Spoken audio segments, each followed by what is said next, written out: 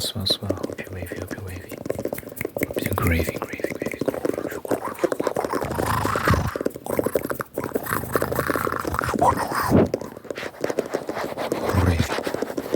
You're doing good. You're doing great. Hope you're doing great. Just some quick points about music out now called Forget-Me-Nots and Chameleons. Forget-Me-Nots and Chameleons. The link for that is in the description. But it made me really happy if you check that out. And then I also have a poetry book called The Many Shades of Flowers. The Many Shades of Flowers. The Many Shades of Flowers. The link for that is also in the description. It's 40 love poems for $1. So yeah, go check that out. And then leave me a 5-star rating as well. Would really appreciate that. Thank you. And thank you.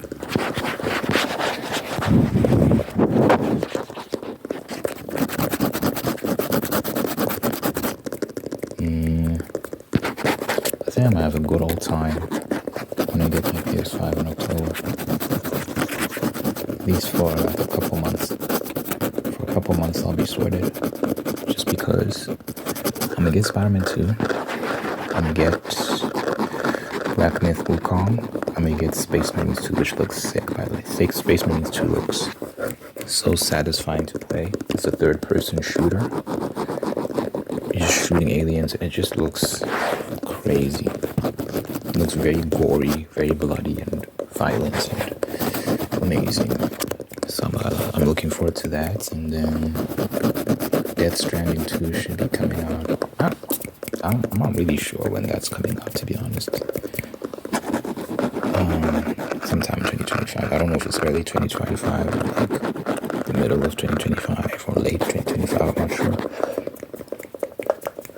And then Metal Gear Delta, they say it's coming out this year. It'll be nice, but there's not that much time left of the year, and they still haven't announced like a concrete date, which is not.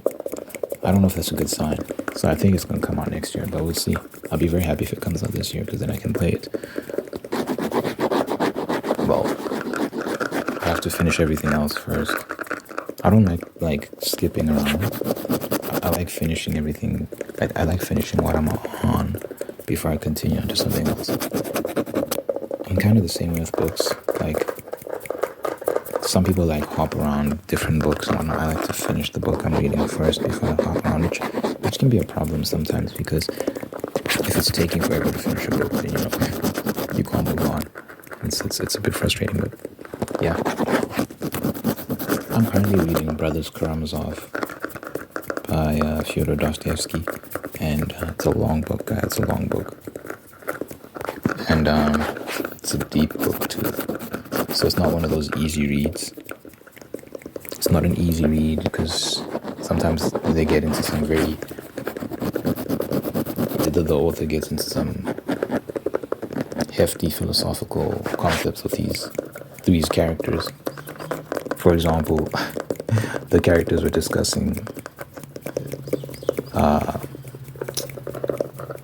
whether there should be a separation between church and states and things of that nature, and whether morality persists absent of religion and stuff like that. And you really have to pay attention and really understand what the characters are saying. So it's not a quick read, and on top of that, it's actually long.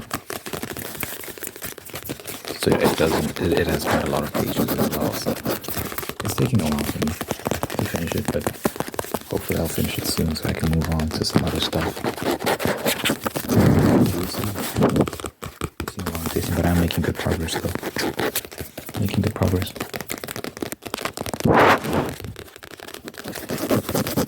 The other day I was learning about this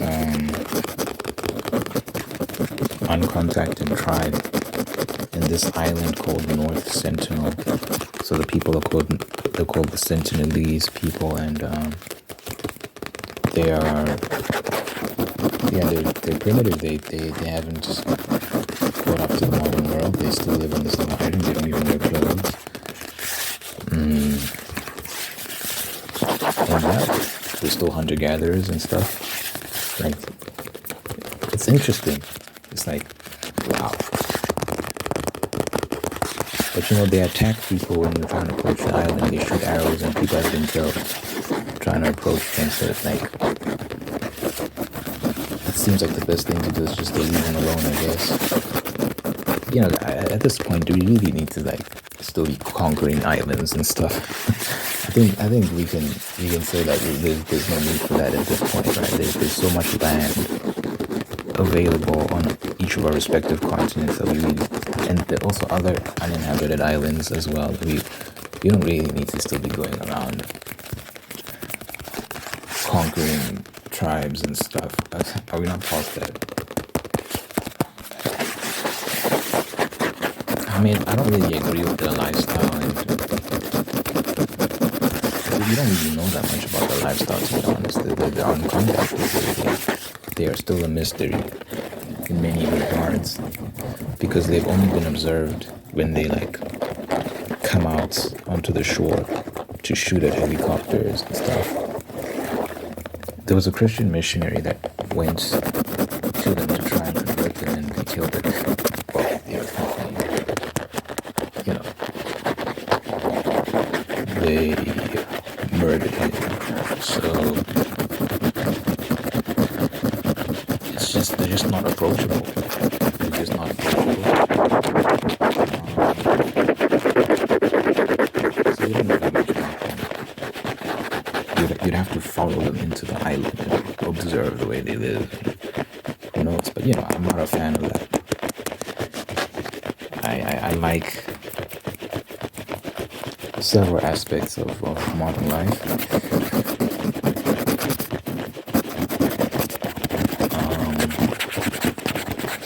Not every aspect of it. I do think you could argue that there are several aspects of modern life that are not good. For example, the food they sell us at our stores is not great.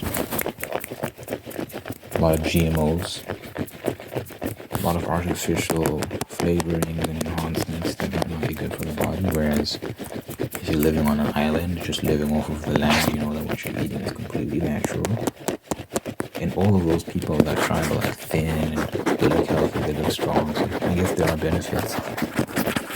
But then, if you get sick, maybe they have herbs and medicine they can rely on. Yeah, modern medicine isn't even that great. You see the people going through this healthcare system that aren't doing very well. People are more sick than ever, it seems. So a lot of these quote-unquote professionals, these systems, they create problems and then sell us the cure, quote-unquote cure. But in reality, a lot of times, we're stuck in a death spiral. Let me actually find positives of the modern era before because now it just sounds like I want to go live on the island with the Sentinelese, which I really don't.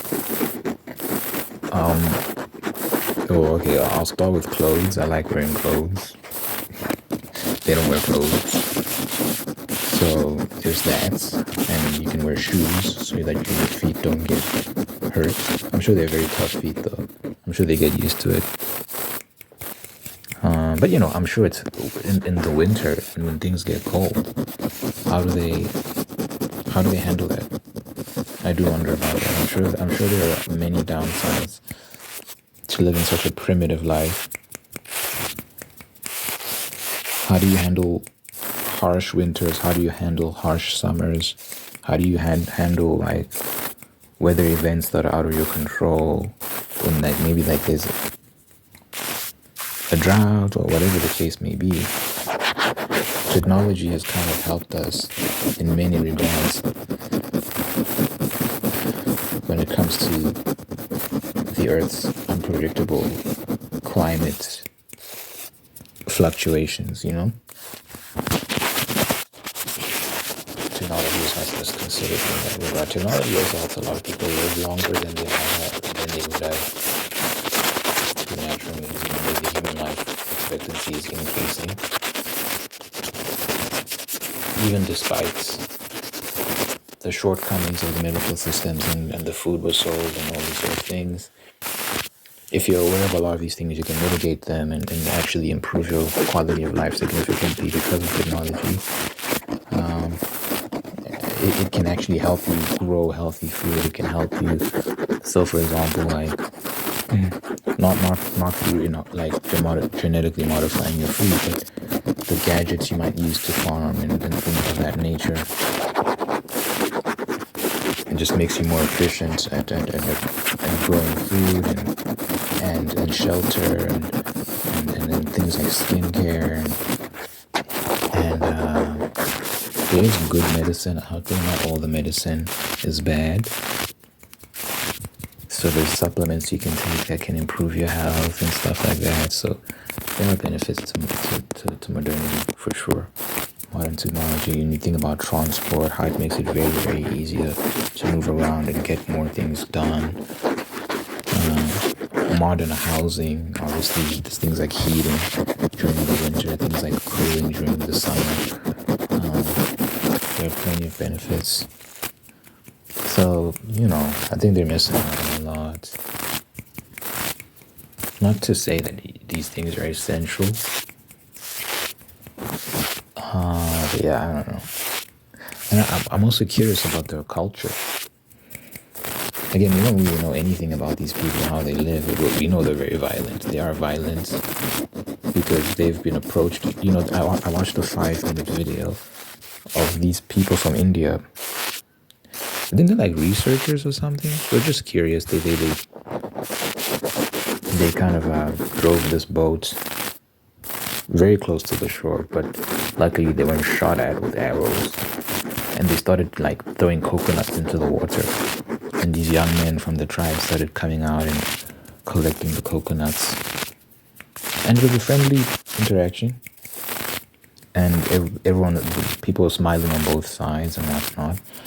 So at least we know these people are capable of not attacking on sight.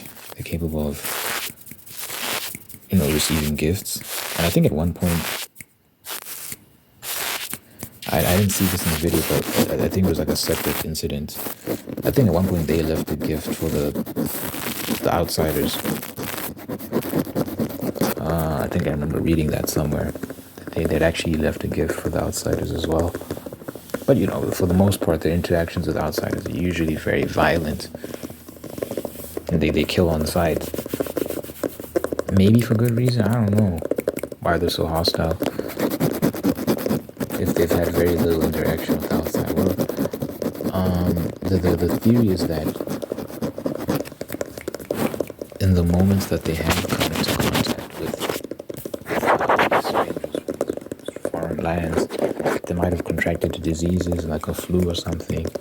And the issue is they might not be immunized from the flu, so a simple flu can wipe them out if they don't have the antibodies to fight against that. So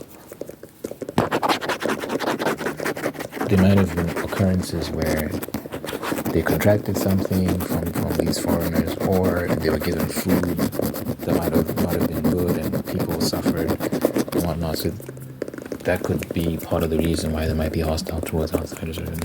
But it's still like, think about it, right? It's still not a rational response to just start killing on sight, Because in our civilization, we understand that there's a way for things to be done, and you can't just be out here shooting arrows at people, even if there was some incident that occurred in which your loved ones unfortunately perished because of an accident. It wasn't done on purpose. And sometimes these things are like generations removed from you, so like you personally shouldn't be holding that grudge so much to the point where you're willing to shoot arrows at a stranger who was not involved in that incident at all. So things like that just make me question it all.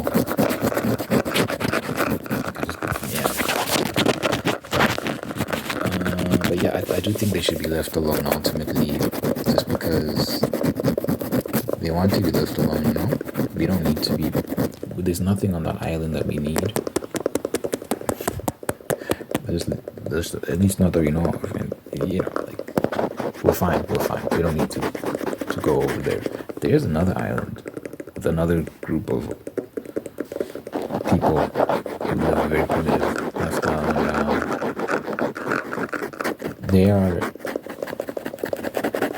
they've made more contact with like China and India because they're around that area, that stretch of sea between China and India and all that. And the Indians, I think they're closer to India, and the Indians want to colonize the island. They want to make it the Hong Kong of India. If you know Hong Kong is like a satellite state of China, or at least China. Yeah. Hong Kong's like a satellite state of China, and it's an island run by China. And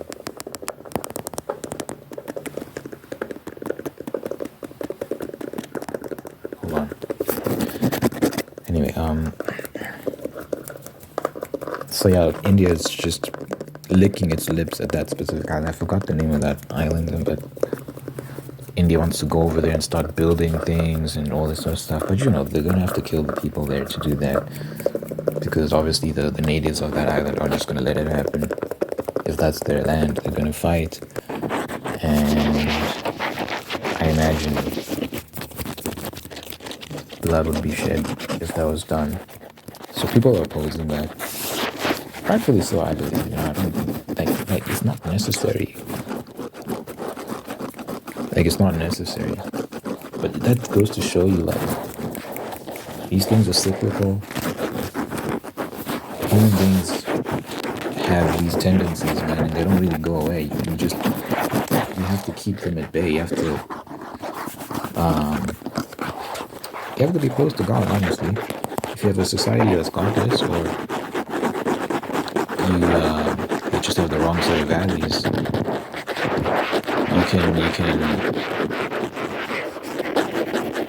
you can find yourself doing crazy things.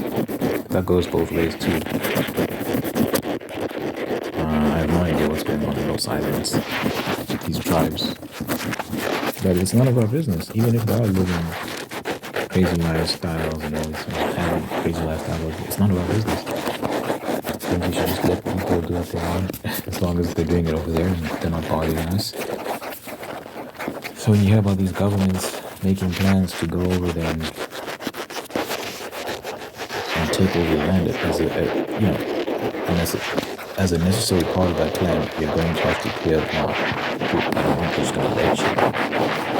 I don't even realize how negotiate.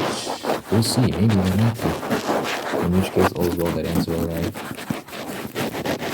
As long as no blood is shed and people aren't segregated.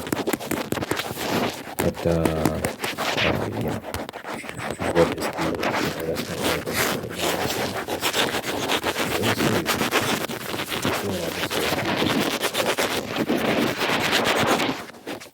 it's interesting because it shows you this is not a European thing, this is not an Asian thing. The Mongols were very good at colonizing. It's not a race-specific thing, this idea of colonization. Sometimes the white folks get a lot of heat for that because it's recency bias, right? It's like they were the most recent in history to perpetuate that, but everyone's done it. Everyone's conquered and enslaved and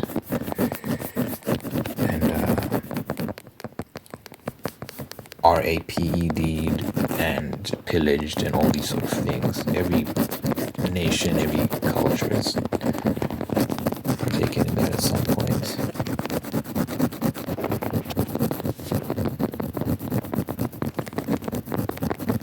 So you're hearing about the Indians also planning to engage in this neo-colonialism. It's like, yeah, par for the course for humanity, to be honest. People should speak up. I think we should just leave them alone. Even if we don't care for their lifestyle, it's like, just leave them alone. Leave them alone. We'll see. We'll see what happens to those folks.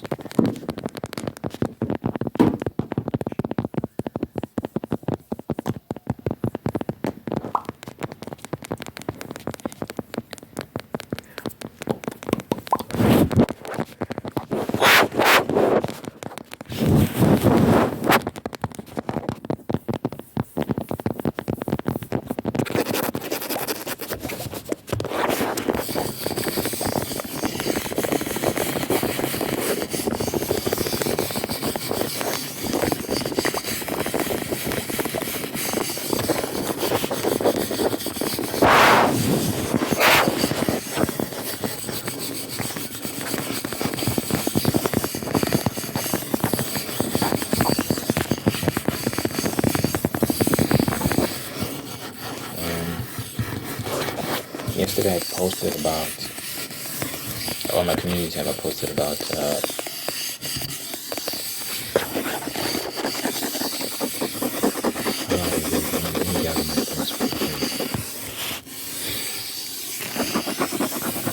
oh yeah, so I was just talking about how easy it is. So this is actually a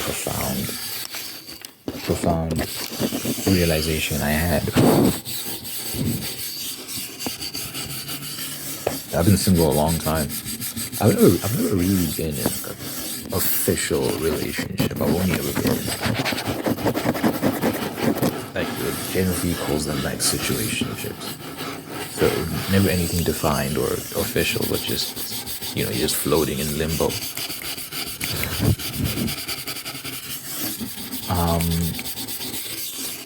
But it's not necessarily because of lack of opportunity. I was thinking about that. Because, sometimes there's FOMO, sometimes there's insecurity around the fact that everyone else is doing it, but you're not doing it. So you feel like maybe you're weird, or like, there's something wrong with you. But I was thinking about it. And I can think back to three particular quote-unquote situationships in which the opportunity was there to make it official, but one of them wasn't really a situationship. But anyway, the opportunity was there to make it official, but I was very aware of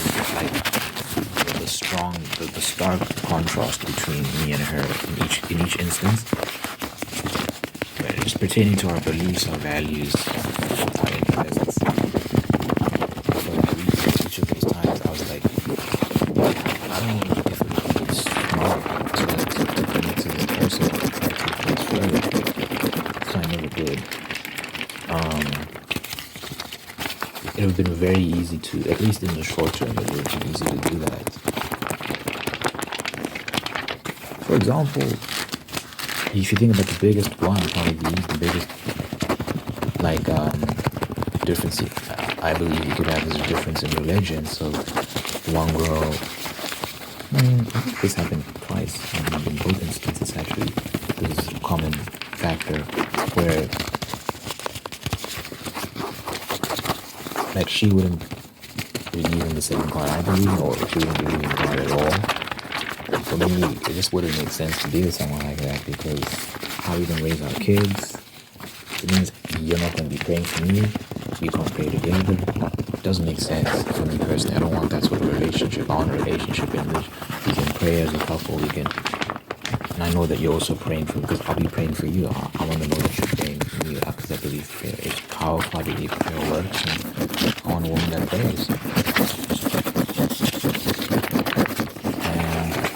think about the children we're gonna have. How are we gonna raise them? Because yeah, that's going to be a confusing situation for them. I want them.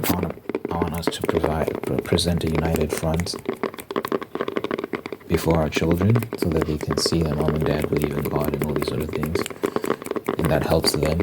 It encourages them down that path. It's ultimately their choice, but when they're exposed to that unity, when they're exposed to what a good relationship looks like, that's, that has the covering of the Lord over it, I think that has many benefits for a child's upbringing. So that's important to me. So it never made sense for that reason. Both those instances, but that wasn't the only thing. It would also be just different ideas. I remember talking to this one girl, and I asked her, like, would you want to go to the strip club if you're in a relationship, like in a committed relationship? Would you still do something like that? And she's like, yeah, hell yeah, like I'd go to the strip club. And I was like, what? So for me, that was a red flag. It's like, there are clearly no boundaries in a relationship like that, where you're still kind of engaging in these sexual behaviors with other people while you're still in a relationship. It's ridiculous to me. So things like that. There's a whole bunch of other things, but the other girl, for example, she's into, like, she had a phase she was going through where she was like a witch, and she'd read tarot cards and into crystals and all these sort of things. I'm like, keep away from me with all of that. I don't like it. It's an affront to me, and as a Christian, yeah, you denounce such things. Witchcraft and divination is a grave sin in my religion. So I could never entertain that, and I could never be with a woman that entertains that. So things like that. For that reason, I just couldn't look past it. So I kind of had to distance myself. So there was one girl that I felt like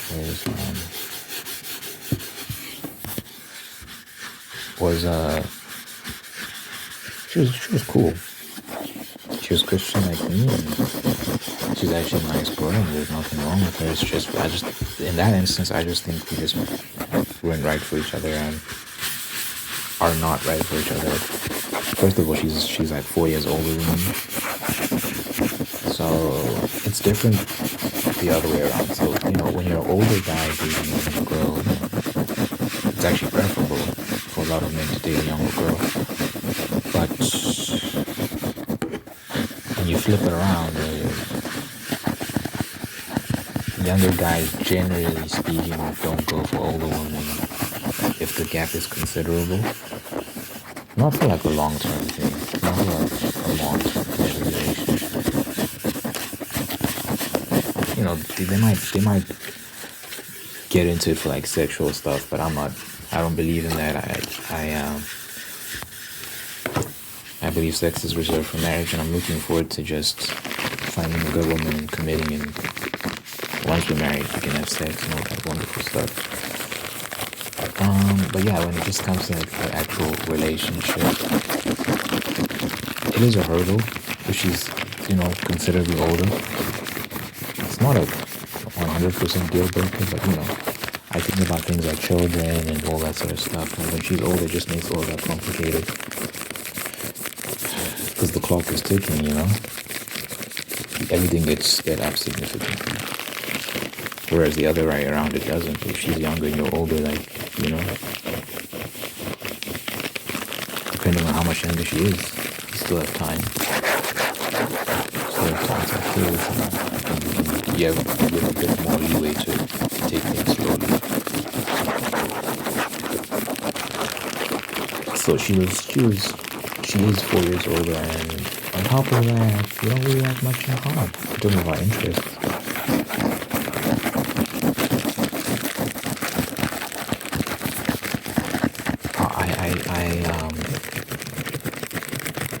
I've tried multiple times to talk to her about something I'd read. For example, I was reading about, I'd read an article about the guy that had essentially developed rocket fuel. And I was just telling her about him and his very, very weird life and all those sort of things. And, she didn't seem very interested. Well, look, to be fair, I don't know if most people would find that interesting. I don't know. So I don't want to put too much of a burden on any woman I might end up with to be interested in everything I'm interested in. But the point I'm trying to make, there were just multiple points in which I would try to have like some intellectual discussion with her.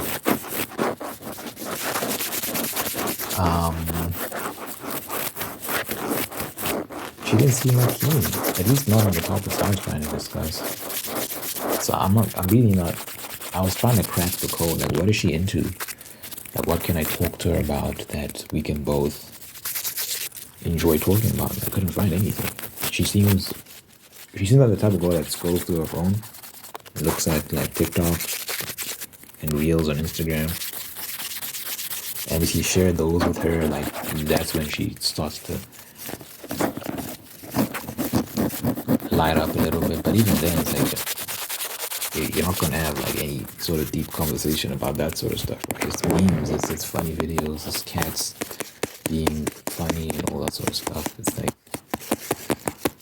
at some point you get bored. So yeah, I was just like, I don't see myself doing this in the long term, so I pumped the brakes on that. I was very, very tempted. She'd actually suggested us going on a date,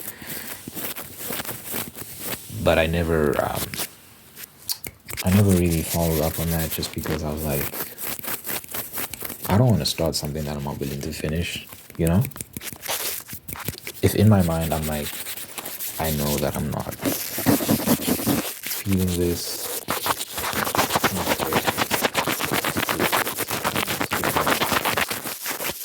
or initiate something that I know that I'm just not willing to see all the way through.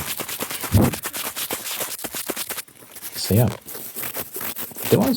I remember like 2021, there was one girl that I did want to get into a relationship with. I actually did want to get with her. Funny enough, I don't know if that wouldn't work either, but, well, look, let me say this. It might have worked. Even the girl I just mentioned, the one that we didn't have much in common, like I try to have discussions with her, the discussions would be kind of dry. Even that girl, the relationship might have worked. Like, you can make it work.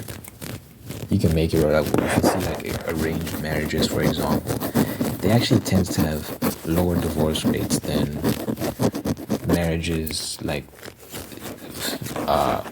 modern marriages, the modern structure where you meet someone that you actually like and all these sort of things. Like, arranged marriages tend to have lower divorce rates just because there's a culture of like, you have to make it work. No matter what, you have to make it work. So I do believe even if you do have a lot of differences, there are ways to make it work, and provided that you're not too different from each other, you're not like crazily separated on a bunch of issues. We align on the important things, I guess. Like, we pray to the same God. We both want to have kids, and politics are pretty much. She doesn't seem very political. She seems apolitical. Not apolitical, but she doesn't have strong opinions on things, which is ideal, because then she's more likely to just adopt your politics as the man who will end up being the head of the household. She's just be like, I'll just go with whatever he says, which is what you want as a man. You want your family to follow you. So if you're voting, you want your family to vote in the same direction, and so on and so forth. So I can conceive of ways to make it work. I just think I can do better. I think I can find someone that can make me happier. Because I want to be happy. I want to be as happy as I can be. So I was like, I'm young. I'm 24. I can wait. I can wait to meet someone that I think will be better for me.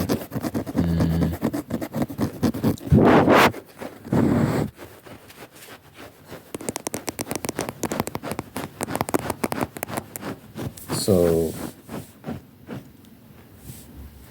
there was another girl. This was like in 2021, who I liked, who, similarly, like with the previous guy I mentioned, we didn't have that much in common, to be honest, but I still liked her quite a lot. And there I was actually trying to get into a relationship. The issue was, I was not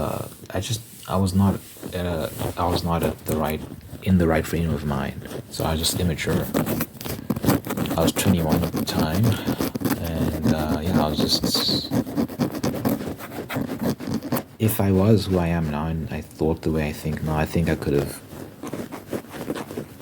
gotten into a relationship with her, because I think she was keen, but she saw that this guy is like, he's all over the place. He doesn't seem to have it together. It's childish. So, although I tried to get into a relationship with her, I failed.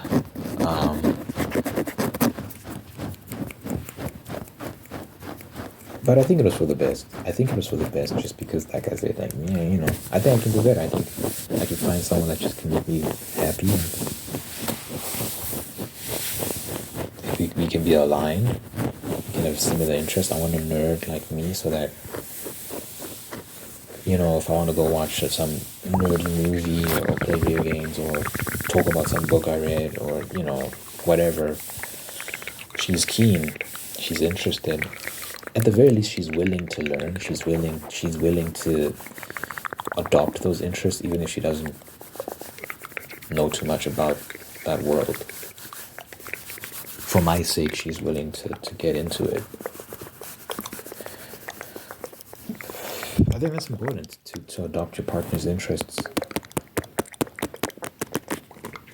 I think it's important when you have a relationship with someone to just be willing to like what they like, so that you can have things to talk about. I remember my mom, I had escorted my mom to go look at flower pots and stuff, because she was buying flower pots, because she's got this garden at her business premises that she's been building for a while now, and it's taking shape.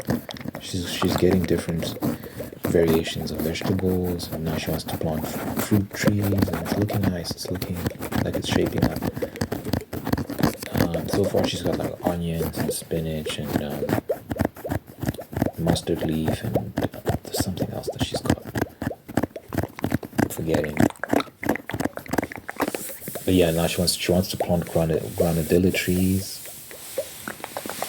Granadilla trees, and there's another fruit tree. Nectarines. She wants to plant a nectarine tree as well. Anyway, the point is, she's super into gardening and stuff, and I was looking at these terracotta flower pots with her, and plant pots, and it was at this place. It was like a market. Store is not the right word, because it was open air, and it was beautiful, because they're actually selling plants as well. So you're just seeing a whole bunch of flowers and different plants and all these sort of things, and it was genuinely beautiful to behold. It just got me thinking about how, when I get married, and maybe my girl's into the same thing, like she also wants to have a garden and whatnot, and you should be able to escort her to go look at those things.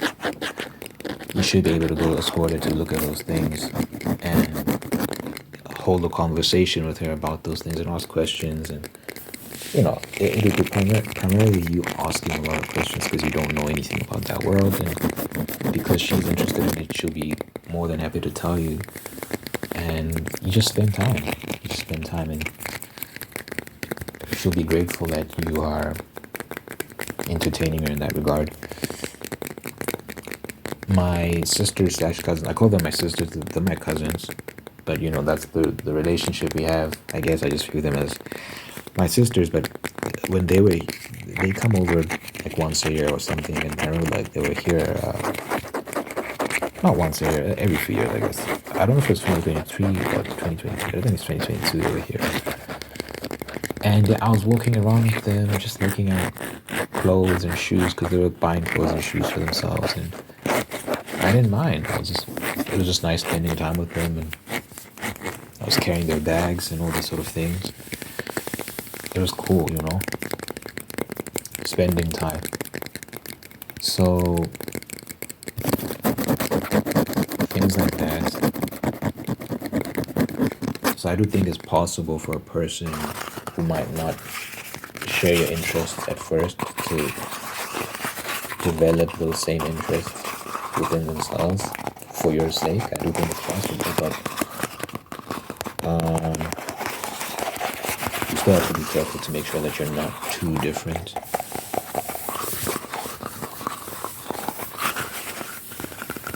Because a person can only try so hard before they feel like they're just like a square trying to fit into a circle slot, a square peg trying to fit into a circle hole. You don't want to do that to a person, So yeah, food for thought, I guess.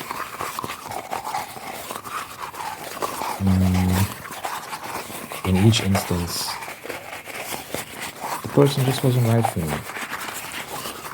It goes back to my original point, which is that it's a lot easier to get into relationships if you just compromise on your values, you just let things go. You don't really care about these differences, but down the line, that initial honeymoon period would be nice. Oh my God, we're in love. Oh my God. But then when you get past that, like, you're gonna have to contend with those differences. You're gonna have to deal with the reality of all of that, and it's gonna be interesting.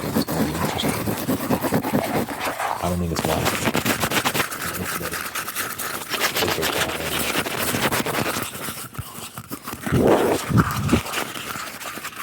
Find someone that's right for you.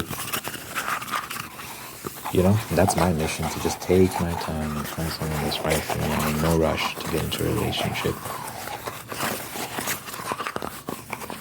When I meet the right girl, I'll be a very, very happy camper. I can't wait. I'm very excited. Love is genuinely like the best thing about being alive, in my opinion. Like, I'll never understand people that don't want to get married, that don't want to be in relationships. I don't understand that. I get so excited when I think about it. And my goal right now is to just develop myself and get myself to a point where I can deserve that and do well in that. My mom told me I'm too stingy. I bought a tub of ice cream recently, and I was just like telling her not to finish it because it's mine. I did tell her that she can have some, and my brother had a bowl as well, and I was like, ultimately it's my ice cream, so don't finish it. And she was telling me like, like, what if you have a wife? Like, are you gonna be telling her like you can't finish the ice cream always? So she was telling me I need to practice being more generous. And I was telling her, like, you're not my wife, Mom. Like, I'm gonna treat her differently than I treat you. Like you're my mom. Like, you can't finish my ice cream. But maybe she has a point. I don't know. We'll see. But I like to think that if I'm with a girl, like, I'm just gonna be like, she'll be my sweetheart. I'll be open. You can have as much as you want. We'll see. I don't know. But yeah, I do think I need to work on myself, and that's what I'm doing right now. I'm trying to get myself financially stable. I'm trying to get myself physically fit, all these sort of things, so that when the time comes, when I meet the person I want to be with, I'm ready. Like I'm just everything I need to be. And it's a process. You always be growing. You always be getting better, and she can help you be better as well. But I just want to make sure I'm ready when the time comes. So I'm looking forward to it. Anyway, very long video. Let me know what you think in the comments. Let me know what you think in the comments. If you like to pray, then it'll not erase their fault. God, thank you for this individual. Please let me know that you making them whole, unique, and guide them with a heart towards peace, prosperity, and purpose. Thank you for blessing this person with wonderful people in their life. We love them, take care of them, and bring out the best out of them. And thank you for maintaining the ones that are there to do the same thing. Thank you for blessing this person with love and marriage and sustain that love and marriage and making them very, very, very, very happy. Thank you for blessing this person with the spirit of gratitude so they can give thanks for all the wonderful things in life. And by giving thanks, they can find peace, contentment, and attract even more blessings. Let your presence be felt in this person's life so they know that you're God, that you're real, that you love them, and always will be there for them. Good health, long life, and happiness over this person and every person they care about. In your mind, and I pray in peace. Pray, Jesus, pray. In the name